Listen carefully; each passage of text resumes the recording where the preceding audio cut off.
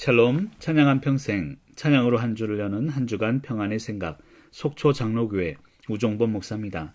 이번 주 찬양 한평생은 죽어있는 것은 떠내려가지만 살아있는 것은 거슬러 올라갑니다. 몇 년 전 태풍이 전국을 강타할 때의 일입니다. 얼마나 바람이 강하고 비가 많이 왔는지 그 어느 때보다 비로 인한 피해가 많았습니다.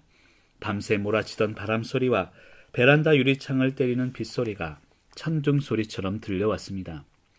가장의 책임감이었을까요?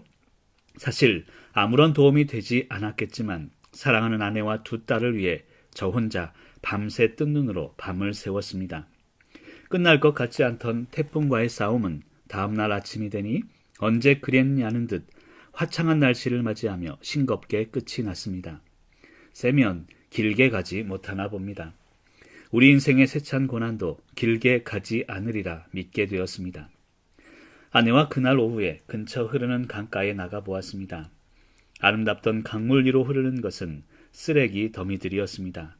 온갖 쓰레기와 나뭇가지들이 엉켜 흐르는 강물은 마치 태초에 우리 인간이 창조되기 전 모습이 아닐까 하는 생각이 들 정도로 혼돈 그 자체였습니다.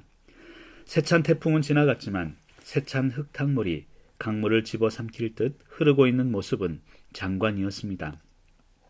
쓰레기 더미 같은 흙탕물 사이에서 긴 막대기를 들고 사람들이 위태하게 건져내는 것들이 있었는데 자세히 보니 큰 호박들이었습니다. 쓰레기 더미 위로 큼직한 호박들이 심심치 않게 떠다니고 있었고 사람들은 마치 보물을 발견한 듯 그것을 주우러 다니고 있었습니다. 아무것도 건질 것이 없는 듯한 흙탕물 속에서 호박들을 건져내시는 사람들을 보며 절망 속에서 소망을 건져내는 인간의 위대함을 발견할 수 있었습니다. 강가를 따라 걷다 보니 떠내려가는 것은 호박만이 아니었습니다. 커다란 물고기들 사체가 떠내려가는 모습을 간간히 볼 수 있었고 더러는 강가 위로 그 물고기들 사체가 올라와 있었습니다. 그 모습이 신기해서 핸드폰으로 사진을 찍고 있는데 그것을 찍고 있다고 아내에게 한 소리를 들었습니다. 세상의 모든 아내들은 남편이 하는 일을 못마땅하게 생각하나 봅니다. 강물 위에 떠내려가는 죽은 물고기들이 생각보다 많이 보였습니다. 그때 그런 생각이 들었습니다. 죽어있는 것은 떠내려가는구나. 살아있었더라면 저 흙탕물 같은 강물을 거슬러 올라가고 있을 텐데 물고기가 죽고 나니 떠내려갈 뿐이었습니다. 죽어있는 것은 떠내려가지만 살아있는 것은 거슬러 올라갑니다. 흙탕물 속에서도 생명은 살아 숨쉬고 있는 것임을 확신하게 되었습니다. 살아있는 물고기는 비록 보이지는 않지만 흙탕물 속을 거슬러 올라가고 있다는 것을 깨닫게 되었습니다. 부활주의를 보내고 있습니다. 주님께서 부활하셔서 새로운 생명을 우리에게 선물로 주신 기쁨의 날입니다. 새로운 생명을 받았기에 새로운 삶을 거슬러 올라가며 살아야 합니다.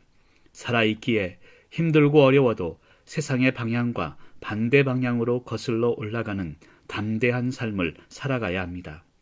부활은 죽음을 전제로 합니다. 주님의 부활의 기쁨은 고통의 십자가를 전제로 가능한 것임을 잊지 말아야 합니다. 나에게 새로운 생명을 주셨다는 뜻은 결국 나의 죽음이 있어야 가능하다는 뜻입니다. 십자가 없는 부활 또한 부활이 아닙니다. 부활의 기쁨을 누릴 자격이 있는 사람은 세상에 대해 그리고 죄에 대해 죽는 사람입니다. 주님께서 십자가에서 끝까지 끌어안고 가신 것은 죄의 본질입니다.